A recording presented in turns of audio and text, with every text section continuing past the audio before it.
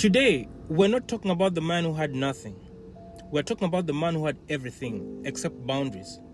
Because sometimes the most dangerous man in the room isn't the one with a clenched fist.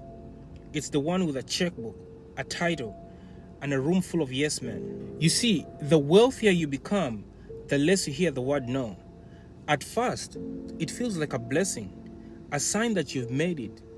People return your calls faster. Your jokes, they're even regarded funnier.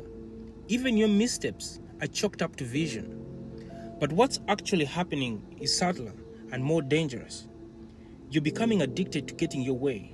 And with every yes, you lose one more muscle used to coping with resistance. It always leaks somewhere first. You cut the maid off mid-sentence, you raise your tone at the waiter, you push your son like a stalk you're desperate to see rise, and you speak over your wife not because she's wrong, but because you can. It doesn't look like violence. It looks like leadership, like ambition, like someone who handles business. But if you lean in close, you'll hear it. You'll hear that whisper. I shouldn't have to struggle to be had. I paid for peace. Where is it? Then comes the hardest place to manage your power, and that's home.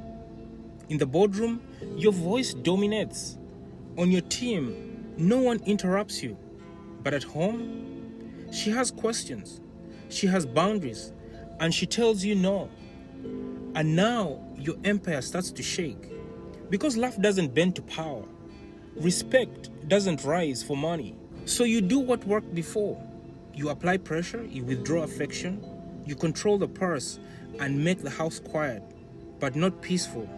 And if that doesn't work, then comes the worst version of yourself.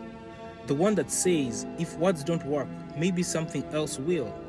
Because here's the truth we rarely speak out loud. Even rich men hit. They just have the PR teams to make it disappear. The silence of their victim is wrapped in NDAs, not apologies.